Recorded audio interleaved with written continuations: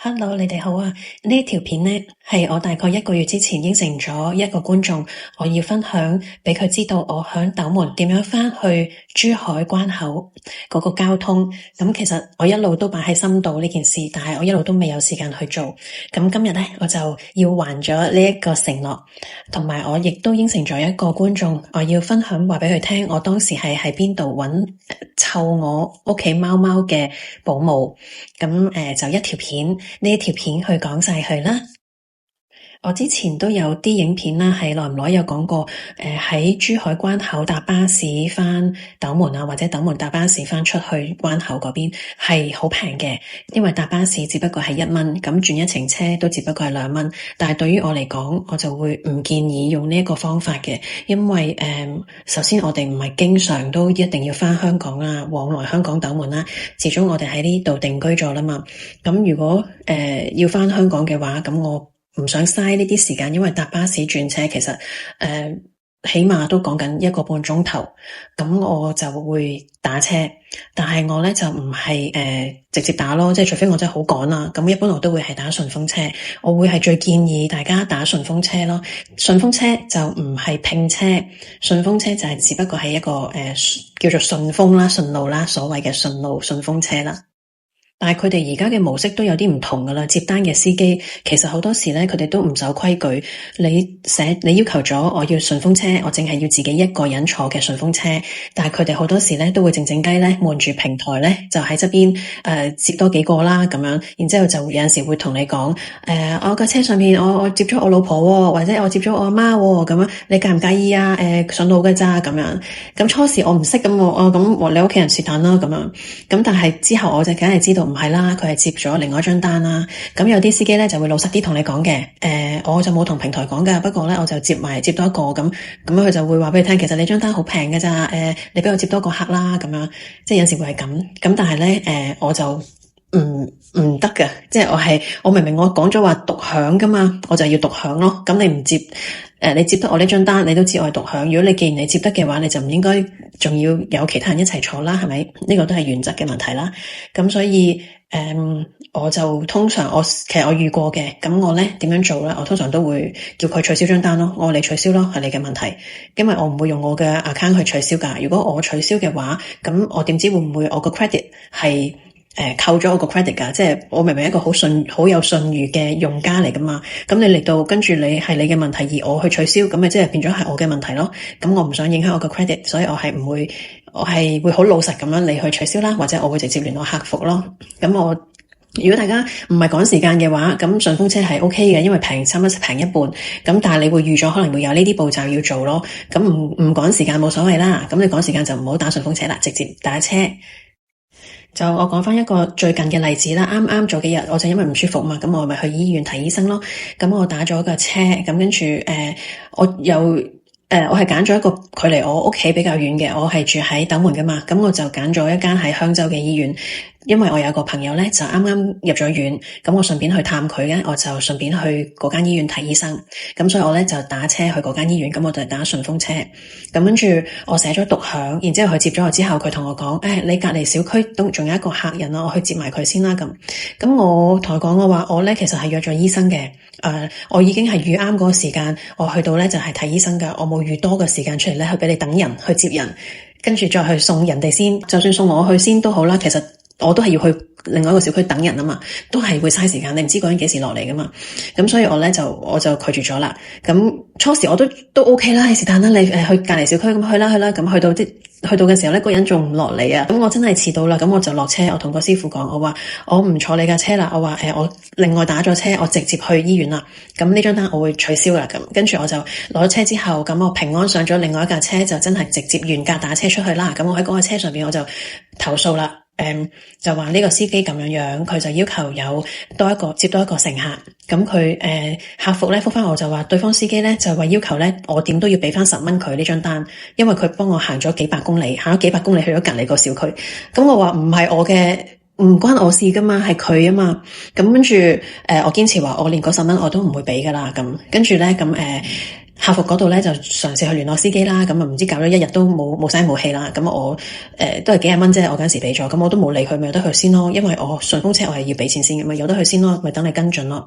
咁到第二日咧，咁客服打翻俾我，佢話你介唔介意我而家幫你停咗呢張單先，因為張單一路都仲喺度撈緊嘅，咁始終我冇到達目的地啊嘛，咁張單咪都喺度 run 緊咯。咁跟住佢就話你介唔介意我幫你停咗張單，然之後咧我去收聽你嘅錄音，你哋喺車上面嘅錄音，因為我當時咧係同意咗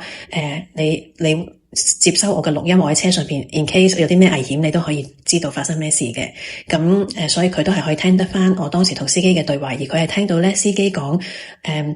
佢要去接多個客人，咁所以咧佢話 confirm 咗係司機嘅唔啱，咁所以就幫我取消張單，同埋咧成個價錢都退翻晒去俾我啦。咁聽落係咪好麻煩啦？即係有陣時你叫順風車就會有呢啲咁嘅麻煩嘢。咁但係對於我嚟講，我又覺得雖然我嗰日都係趕住去見醫生，咁但係我坐唔到呢個順風車，而呢個順風車出咗麻煩嘅時候，咁我又直接可以打到車去嘅。咁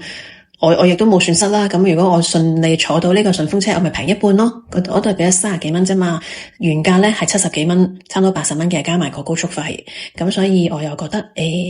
冇乜所謂啦，即係。有陣時係會發生呢啲咁嘅事㗎，但係我諗10次裏邊可能會有3次出現呢啲問題咯。咁其餘時間我搭順風車都係 OK 嘅。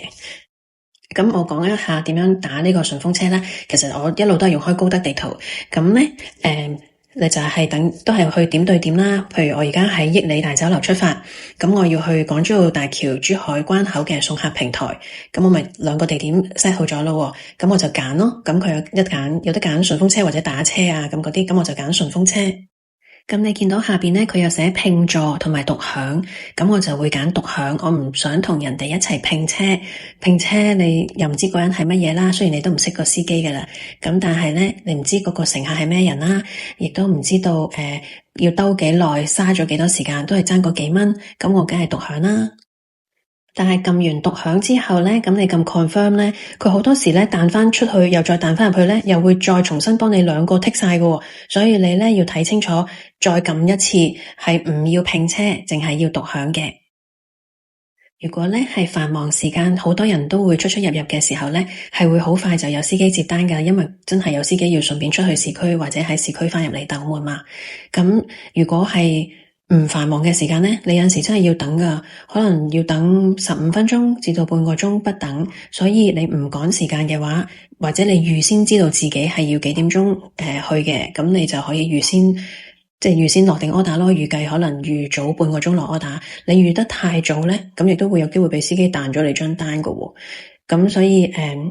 我就係貪平啊嘛，平成一半價錢，咁我冇乜所謂啊，我咪預早半個鐘打車，跟住咪就下啲時間咯。咁有啲司機咧都會要求話行高速，不過你負責高速費啦。咁呢啲就係你同司機自己去傾啦。你可以唔行高速，你可以話我唔行高速噶，咁大家傾咯。跟住想講咧，我當時係點樣揾到幫我照顧貓嘅保姆？我當時咧就係喺閒魚呢個 app 上邊揾嘅。咁喺你開咗入去之後咧，去 search 嗰度，我就係打珠海斗門上門照顧貓或者上門餵貓咁樣嘅字眼啦。跟住咧佢下邊就會有一啲人，你會見到有一啲人咧賣自己嘅廣告啦，即係佢有幫手做照顧貓啊、照顧狗啊、放狗啊或者寄養啊之類嘅。咁就自己小心啲揀啱自己嘅心水咯。咁當時咧我揾咗一個好近我屋企嘅隔離小區嘅。咁我亦都有要求佢出示佢個身份證，我要影低，因為你畢竟都係上嚟我屋企啊嘛。咁佢都要提供佢嘅個人資料俾我噶。有咩事點算啊？我去邊度揾你啊？咁所以佢同意之下咧，我亦都係有影低佢個身份證做記錄。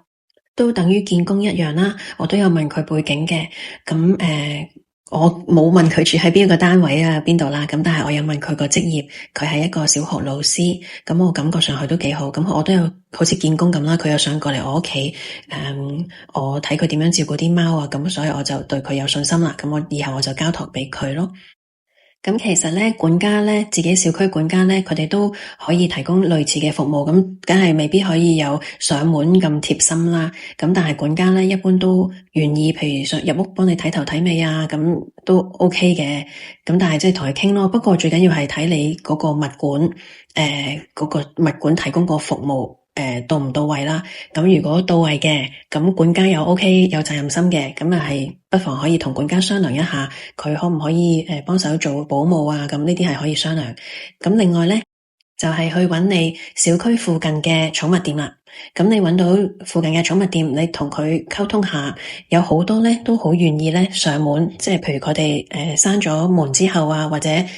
中間抽一段時間，即係如果佢鋪頭有人手幫佢忙嘅話啦，咁佢可能都會願意咧抽啲時間上嚟，間中幫你上嚟放下狗啊，湊下貓，執下屎啊，咁樣係都有好多呢啲寵物店願意去做嘅。咁我就講到呢度啦，我自己都聽到自己把聲唔掂啊，越嚟越沙，又再講嘢講到